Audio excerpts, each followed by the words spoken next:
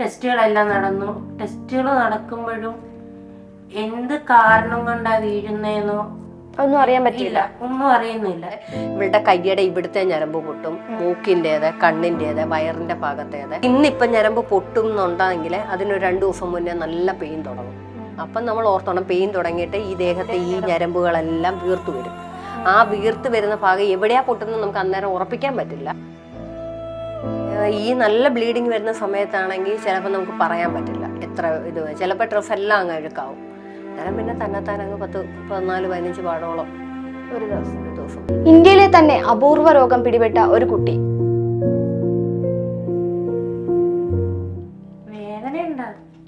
Periods pain തന്നെയാണോ? വയറ്റിന് വരാറുണ്ട്. അപ്പൊ ദിവസവും അങ്ങനെ വരാറുണ്ടോ? ചില ടൈമിൽ വയറ്റിലെ ഞരമ്പ് പൊട്ടാറുണ്ട്. ആ ടൈമിലൊക്കെ ബ്ലീഡിങ് പോകും. നമ്മളൊക്കെ ഒരു ദിവസം തന്നെ വേദന സഹിക്കാൻ കഷ്ടപ്പെടുന്ന ആൾക്കാരാ. ഇത് എല്ലാ ദിവസവും വേദന സഹിക്കുമ്പോൾ മോക്ക് ഭയങ്കരമായിട്ട് ഫീൽ ചെയ്യുന്നില്ലേ? പ്രാവശ്യം പീരിയഡ്സ് വയസ്സറിഞ്ഞപ്പോഴും ആദ്യം ഒരു 10-14 ദിവസമുണ്ട്. അപ്പം ആദ്യമായിട്ടല്ലേ എന്ന് വിചാരിച്ച് ഞാനും അത്ര കാര്യമില്ല. അങ്ങനെ അങ്ങോട്ട് പോകും തോറും 1 മാസമായി, പിന്നെ അത് 2 മാസമായി, പിന്നെ അത് 100 ദിവസമായി, 103 ദിവസമായി, 113 ദിവസമായി. എനിക്ക് ഈ ആ കൊറോണ ടൈമിൽ മാത്രം എനിക്ക് ചിലവായ 4 ലക്ഷം രൂപയാണ്. ഈ രോഗത്തിന്റെ പേരെന്തുവായിരുന്നു? എയർലൈഫ് ഡാനോൾഫ് ഫൈൻഡ് ടൈപ്പ് 4, അതായത് വാസ്കുലർ ടൈപ്പ്. ഇന്ത്യയിൽ ഒരാൾക്ക് മാത്രം കണ്ട അസുഖമാണ്. ഇന്ത്യയിൽ ടൈപ്പ് 3 വരെ സ്ഥിരീകരിച്ചിട്ടുണ്ട്. അത് മൊത്തം ഒരു 503 പേർക്കുണ്ട് ഈ ടൈപ്പ് 3 വരെ. ഇവള് 504-ാമത്തെ ആളാണ്. ഈ ഒരു അസുഖം, ഈ ഒരു വേർഷൻ 4 എന്നുള്ളത് ഇവൾക്ക് മാത്രമേ. രാവിലത്തെ ന്യൂസിൽ വന്നറിഞ്ഞു ഇതുപോലെ അതിൻ്റെ റിസർച്ച് നടക്കുന്നുണ്ട് എന്ന് പറഞ്ഞിട്ട്. അപ്പോൾ ഹോസ്പിറ്റലിൽ നിന്ന് അവർ പോണ്ടിച്ചേരിയിൽ നിന്ന് അവരൊക്കെ സംസാരിച്ചപ്പോൾ പറഞ്ഞു ചാൻസ് ഉണ്ട്, പക്ഷേ 63% ചാൻസേ ഉള്ളൂ.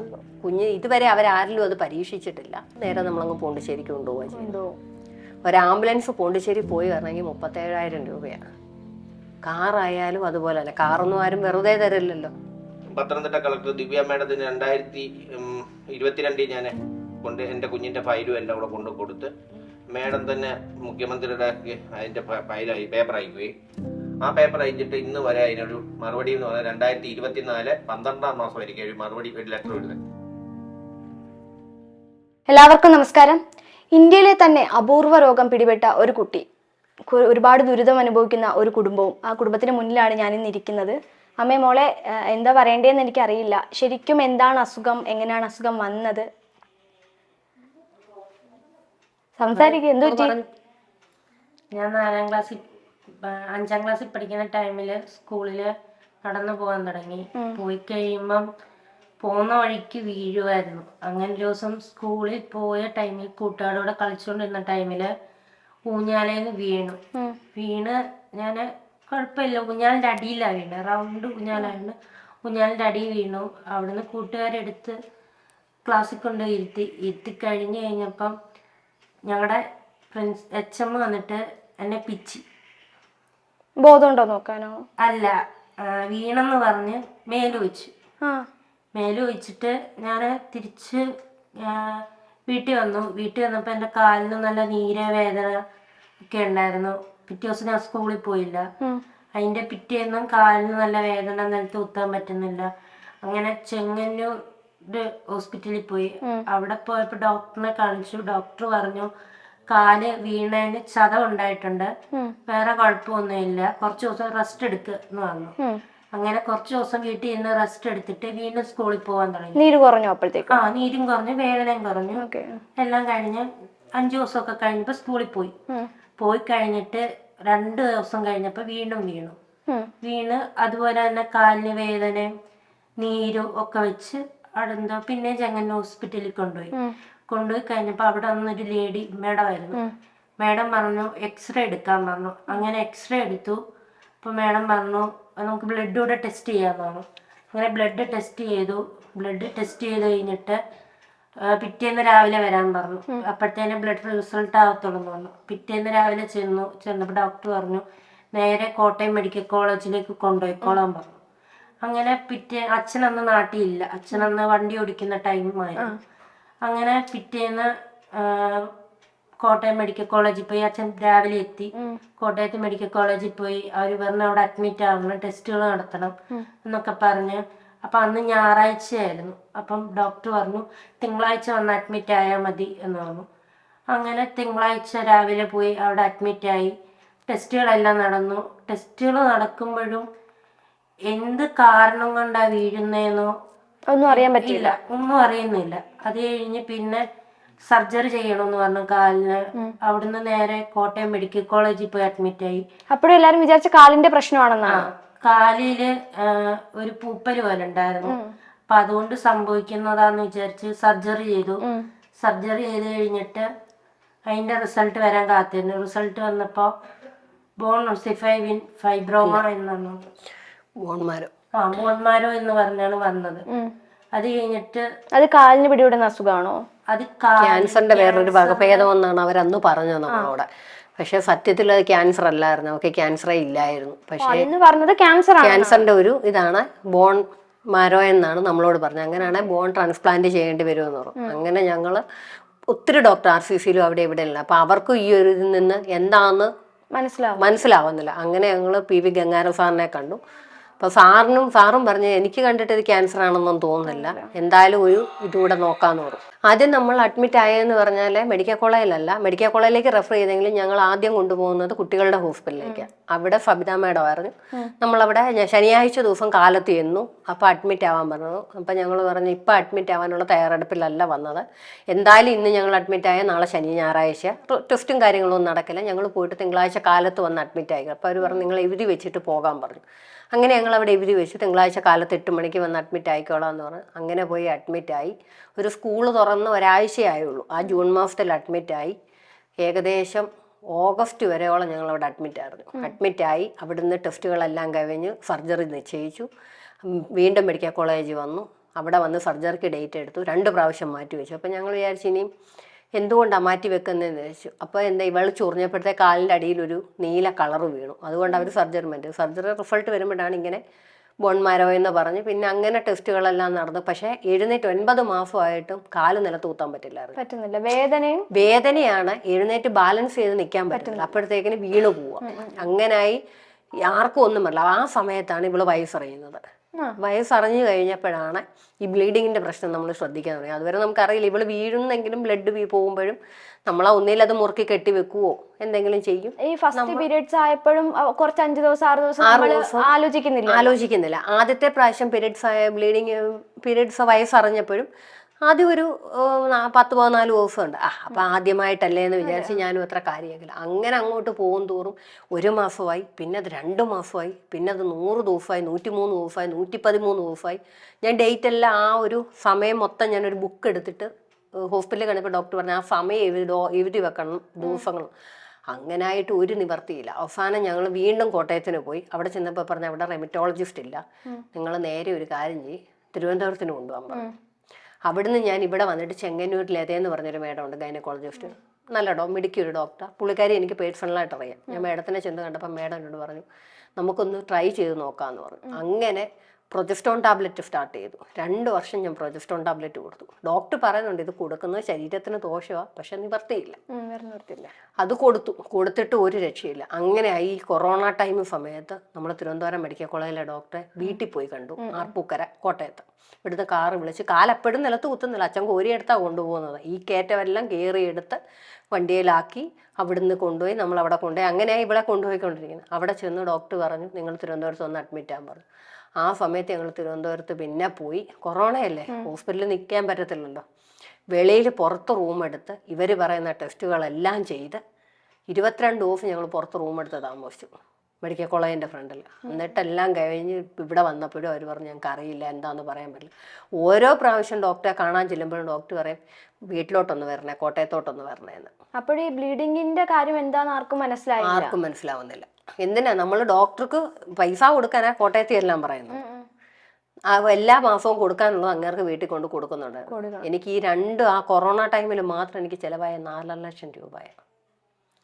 അത് എനിക്ക് കൃത്യ കണക്ക് പറയാന്ന് പറഞ്ഞാൽ ഞാൻ ഈ മൈക്രോ ഫിനാൻസിൽ നിന്ന് എടുത്ത പൈസ ഞാൻ മാത്രമല്ല നമ്മുടെ ചുറ്റുവട്ടത്തുള്ളവരെ കൊണ്ടുപോയി എടുപ്പിച്ചതാണ്. അതിൽ 3 പേരുടെ പൈസ എടുത്തുകൊണ്ടാണ് ഞാൻ തിരുവനന്തപുരത്തിന് പോകുന്നത്. അവിടെയും തീരുമാനം ആവാഞ്ഞ് അസുഖം എന്താണെന്ന് അറിയണ്ടായി. അവസാനം കൊറോണ എല്ലാം ഒന്ന് ഒതുങ്ങി ട്രെയിൻ പോണ്ടിച്ചേരിക്ക് ഓടും എന്ന് ഉറപ്പായപ്പോൾ ഞങ്ങൾ അപ്പോയിന്റ്മെന്റ് പോലും എടുക്കാതെ നേരെ അവിടെ പോയി. ആരാ റെഫർ ചെയ്തേ? പോണ്ടിച്ചേരി നമ്മുടെ ഗംഗാരോ സാറ്. നേരെ അവിടെ പോയി ഞങ്ങൾ അവിടെ ചെന്ന് ഡോക്ടറെ കണ്ട് അവിടെ അപ്പോയിൻമെൻ്റ് എടുത്തപ്പോൾ ഇത്രയും നാളത്തെ പേപ്പർ കാണിച്ചപ്പോൾ ഡോക്ടർ ചോദിച്ചു, നിങ്ങൾ എന്തിനായും എല്ലാ മാസവും കുഞ്ഞിൻ്റെ ബ്ലഡ് ടെസ്റ്റ് ചെയ്തത്? HB എന്തെങ്കിലും അങ്ങോട്ടോ ഇങ്ങോട്ടോ ഒരു വ്യത്യാസം വരുമെന്നല്ലാതെ ഒരു മനുഷ്യൻ്റെ ബ്ലഡ് എന്നാ മാറുന്നതെന്ന് ചോദിച്ചു. എന്തെങ്കിലും വ്യത്യാസം വരുമെന്ന് ചോദിച്ചു. അങ്ങനെ അവർ ഒരു ടെസ്റ്റ് നമ്മളെ കൊണ്ട് ചെയ്യില്ല. അവർ നേരെ ചെന്ന് ഇത്രയും പേപ്പർ കണ്ടപ്പോൾ നമ്മളോട് പറഞ്ഞു, നേരെ ജെനറ്റിക് ടെസ്റ്റ് ചെയ്യുക, ഇനി ഇതേ ഉള്ളൂ നിങ്ങൾക്ക് ചെയ്യാനുള്ളതെന്ന് പറഞ്ഞ് തയ്യാറാണെങ്കിൽ. ഇപ്പം ഞങ്ങൾ ചോദിച്ചു എത്ര രൂപയാവും ചോദിച്ചപ്പോൾ പറഞ്ഞു 14,800 രൂപയാവും. നമുക്ക് അത്ര എമൗണ്ട് വെളിയിലാണ് ചെയ്യുന്നത്, ഹൈദരാബാദിലാണ്, അതുകൊണ്ട് അത്ര എമൗണ്ട് ആവും. ഞങ്ങൾ പറഞ്ഞു ഞങ്ങൾ ഇപ്പം പൈസ ആയിട്ടല്ല വന്നത്, പോയിട്ട് ഞങ്ങൾ ഇത്രാം തീയതി തിരിച്ചു വരാമെന്ന് പറഞ്ഞു. അങ്ങനെ ഞങ്ങൾ ഇവിടെ വന്നിട്ട് ആ പൈസ റെഡിയാക്കിക്കൊണ്ട് തിരിച്ചു പോയി ടെസ്റ്റ് ചെയ്തു. 1 മാസം കഴിഞ്ഞപ്പോൾ അവർ വിളിച്ച് റിസൾട്ട് വന്നിട്ടുണ്ട്, കയറി ചെല്ലാൻ പറഞ്ഞു. അപ്പം ഞങ്ങൾ ചോദിച്ചു താമസിച്ച് വന്നാൽ കുഴപ്പമില്ല, എത്രയും പെട്ടെന്ന് വരണമെന്ന് പറഞ്ഞു. അങ്ങനെ ഞങ്ങൾ കയറിപ്പോയി. അന്ന് മുതൽ ഇന്ന് വരെ അവിടുത്തെ ട്രീറ്റ്മെൻറ്റാണ്. ഇതിന് മരുന്ന് ഇതുവരെ കണ്ടുപിടിച്ചിട്ടില്ല. ഈ രോഗത്തിന്റെ പേരെന്തുവായിരുന്നു? എയർലൈഫ് ഡാനോൾഫ് ഫൈൻഡ് ടൈപ്പ് 4, അതായത് വാസ്കുലർ ടൈപ്പ്. ഇന്ത്യയിൽ ഒരാൾക്ക് മാത്രം കണ്ട അസുഖമാണ്. ഇന്ത്യയിൽ ടൈപ്പ് 3 വരെ സ്ഥിരീകരിച്ചിട്ടുണ്ട്. അത് മൊത്തം ഒരു 503 പേർക്കുണ്ട് ഈ ടൈപ്പ് 3 വരെ. ഇവള് 504-ാമത്തെ ആളാണ്. ഈ ഒരു അസുഖം, ഈ ഒരു വേർഷൻ 4 എന്നുള്ളത് ഇവൾക്ക് മാത്രമേ ഉള്ളൂ. ഇതുവരെ അതിന് മരുന്ന് കണ്ടുപിടിച്ചില്ല. പക്ഷേ അമേരിക്കയിൽ ഇതിന് റിസർച്ച് നടക്കുന്നു എന്ന് പറഞ്ഞു. എന്നാൽ ഫ്ലവേഴ്സ് ഒരു കൂടിയിൽ മോള് പോയി പങ്കെടുത്തായിരുന്നു. അപ്പം അന്ന് ശ്രീകണ്ഠൻ നായരെയാണ് സംസാരിച്ചപ്പോഴേ അതിൻ്റെ പിറ്റേ ദിവസത്തെ രാവിലത്തെ ന്യൂസിൽ വന്നറിഞ്ഞു ഇതുപോലെ അതിൻ്റെ റിസർച്ച് നടക്കുന്നുണ്ട് എന്ന് പറഞ്ഞിട്ട്. അപ്പോൾ ഹോസ്പിറ്റലിൽ നിന്ന് അവർ പോണ്ടിച്ചേരിയിൽ നിന്ന് അവരൊക്കെ സംസാരിച്ചപ്പോൾ പറഞ്ഞു ചാൻസ് ഉണ്ട്, പക്ഷേ 63% ചാൻസേ ഉള്ളൂ. കുഞ്ഞ് ഇതുവരെ അവരാരിലും അത് പരീക്ഷിച്ചിട്ടില്ല. അതുകൊണ്ട് അത് എത്രത്തോളം സക്സസ് ആവുമെന്നറിയില്ല. റിസർച്ച് നടക്കുന്നു, നമുക്ക് നോക്കാം.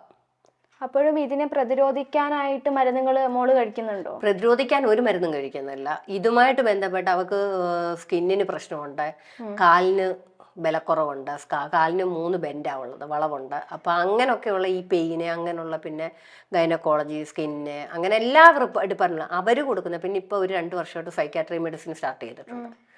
അങ്ങനെയുള്ള എല്ലാ മെഡിസിനും കൂടെ തന്നെ ഉണ്ട് കഴിക്കാൻ. ഉണ്ടായിരുന്നു പറഞ്ഞാൽ കാലിന് പ്രശ്നം ഉണ്ടായിരുന്നില്ലേ? നിക്കാൻ പറ്റുന്നില്ല, കാലിന് നിക്കാൻ സ്റ്റേബിൾ ആവുന്നില്ല എന്ന് പറഞ്ഞില്ലായിരുന്നു? ഉണ്ടായിരുന്നു, പക്ഷേ അന്ന് കാലിന് അത്രയും വളവില്ലായിരുന്നു. ഇപ്പൊ ഓരോ ദിവസം ചെല്ലും തോറും ആ കാലിന്റെ ബെൻഡ് കൂടി കൂടി, അത് അവള് നിൽക്കുമ്പോൾ നമുക്ക് നല്ല വൃത്തിയായിട്ട് അറിയാൻ പറ്റും. മോൾക്ക് ഇപ്പൊ നടക്കാനൊക്കെ പറ്റുന്നുണ്ടോ? പറ്റുന്നുണ്ട്, നടക്കും. പക്ഷെ നടന്നു കഴിഞ്ഞാൽ കുഴപ്പമെന്ന് പറഞ്ഞാൽ പിന്നെ വൈകിട്ട് ഒരാൾ തൂക്കാനും ബാമും ഒക്കെ ആയിട്ട് ഇരിക്കണം. വേദന, കാലിന് വേദന, അധിക സമയം നിൽക്കാനോ ഇരിക്കാനോ ഒക്കെ ഭയങ്കര ബുദ്ധിമുട്ടാണ്. 4ാം ക്ലാസ് മുതലല്ലേ തുടങ്ങിയെന്ന് പറഞ്ഞത് ഈ ബ്ലീഡിങ് കാര്യങ്ങളൊക്കെ? 4അല്ല 6ൽ പഠിക്കുന്ന സമയം. 6ാം ക്ലാസ് മുതൽ. ഇപ്പം 6ാം ക്ലാസ് മുതൽ ഇപ്പം മോൾ എത്രാം ക്ലാസ്സിലാണ്? ഞാൻ ഇപ്പൊ +2 കഴിഞ്ഞ് നിൽക്കുവാണ്. ഈ സമയം വരെയും ബ്ലീഡിങ് കണ്ടിന്യൂസ് തന്നെ പൊക്കോണ്ടിരിക്കുകയാണല്ലേ? കണ്ടിന്യൂസ്, അതായത് കഴിഞ്ഞ വർഷം വരെ നമുക്ക് ഒരു ഉറപ്പില്ലായിരുന്നു ഏത് സമയത്താണ് എപ്പോഴാണ് ആ ബ്ലീഡിങ്ങിന്റെ ഇതെന്നറിയില്ല. കൂടുതലും എന്ന് പറഞ്ഞാൽ ഇവളുടെ കയ്യുടെ ഇവിടുത്തെ ഞരമ്പ് പൊട്ടും, മൂക്കിൻ്റെത്, കണ്ണിൻ്റെത്, വയറിന്റെ ഭാഗത്തേത്, അവിടുത്തെയൊക്കെ ഞരമ്പ് പൊട്ടുന്ന സമയത്ത് അത് ഇന്നിപ്പം ഞരമ്പ് പൊട്ടും എന്നുണ്ടെങ്കിൽ അതിനൊരു 2 ദിവസം മുന്നേ നല്ല പെയിൻ തുടങ്ങും. അപ്പം നമ്മൾ ഓർത്തോണം, പെയിൻ തുടങ്ങിയിട്ട് ഈ ദേഹത്തെ ഈ ഞരമ്പുകളെല്ലാം വീർത്തു വരും. ആ വീർത്ത് വരുന്ന ഭാഗം എവിടെയാ പൊട്ടുന്നത് നമുക്ക് അന്നേരം ഉറപ്പിക്കാൻ പറ്റില്ല.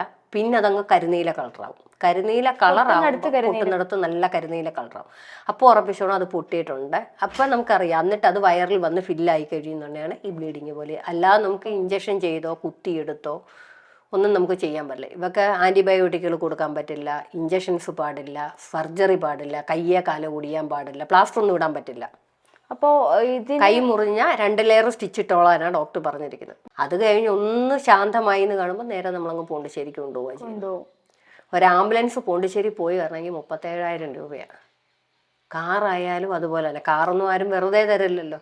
പിന്നെ നമ്മുടെ ഇവിടെ കുറച്ച് പിള്ളേരുണ്ട്, പിള്ളേർ 10, 20, 23 വയസ്സ്. അവരൊക്കെ എന്ന് പറഞ്ഞാൽ നമ്മളത് കൈ അയച്ച് നല്ലപോലെ സഹായിച്ചിട്ടുണ്ട്. അവർക്കും ഒരു ലിമിറ്റില്ലേ. പിന്നെ ആരുടെയും ഒരു വണ്ടി നമ്മൾ എടുത്തുകൊണ്ട് പോയാൽ അതിന് പെട്രോൾ അടിച്ച കാറൊക്കെ ആണെങ്കിൽ എപ്പോഴും നമുക്ക് കാറയിൽ കൊണ്ടുപോകാൻ പറ്റുമോ? ഇപ്പം തന്നെ 3 പ്രാവശ്യം നമ്മൾ ആംബുലൻസിലാണ് കൊണ്ടുപോയത്.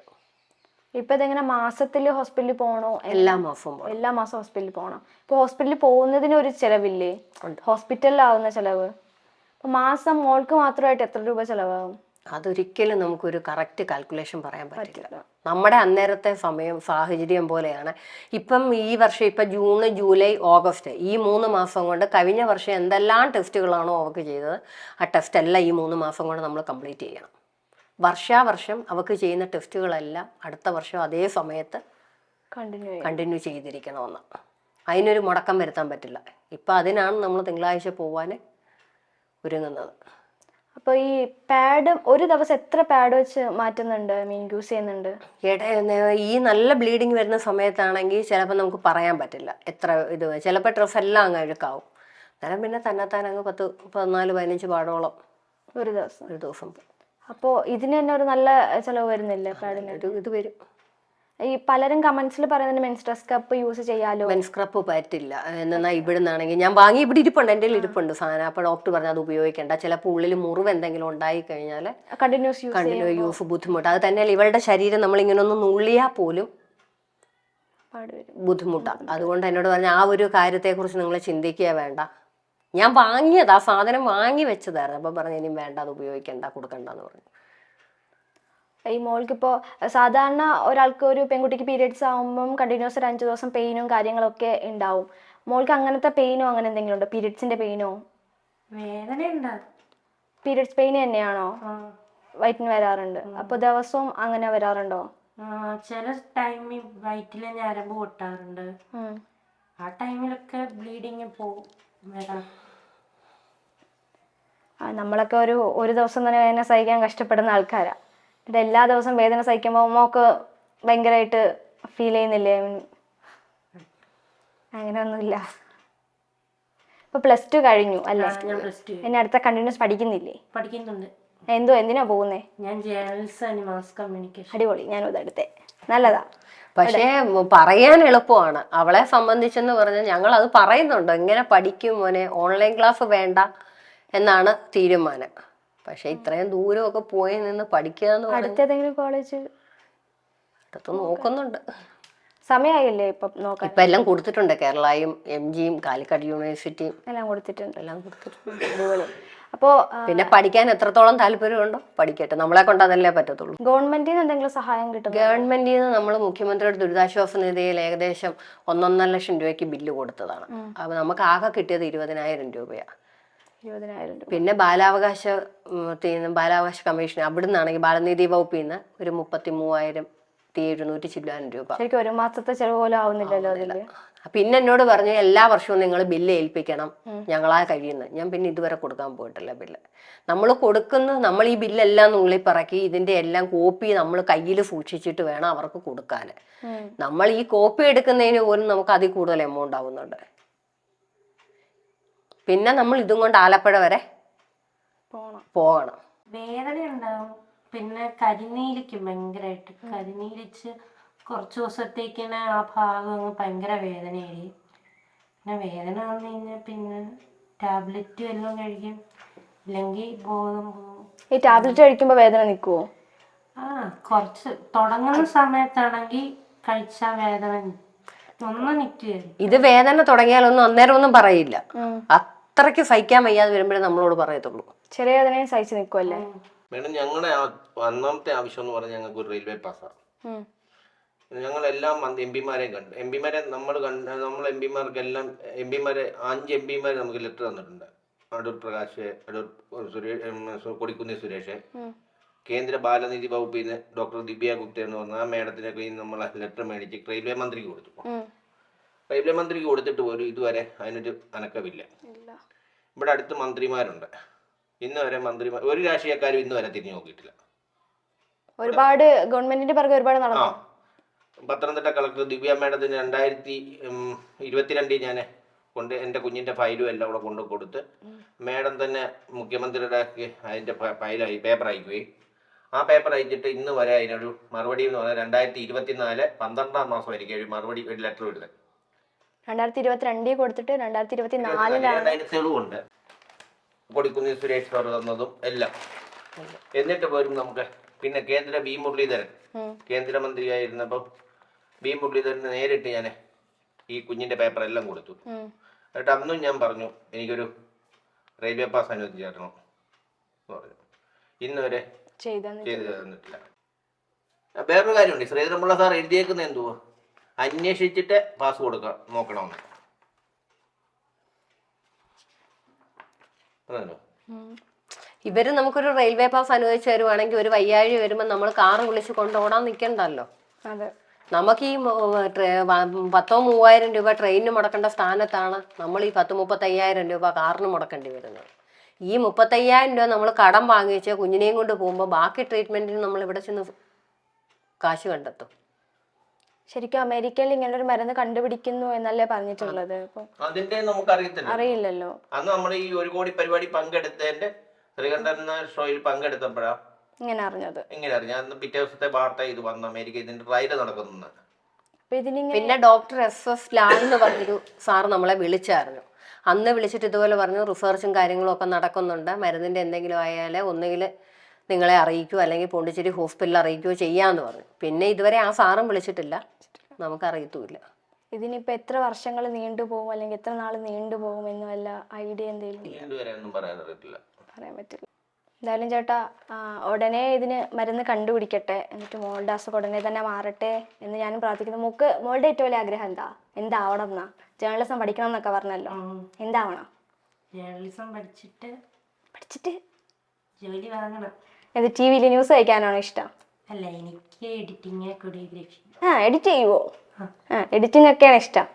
അപ്പൊ എന്തായാലും മോളുടെ ആഗ്രഹം പോലെ വലിയൊരു എഡിറ്റർ ആവട്ടെ, അസുഖങ്ങളൊക്കെ മാറട്ടെ കേട്ടോ.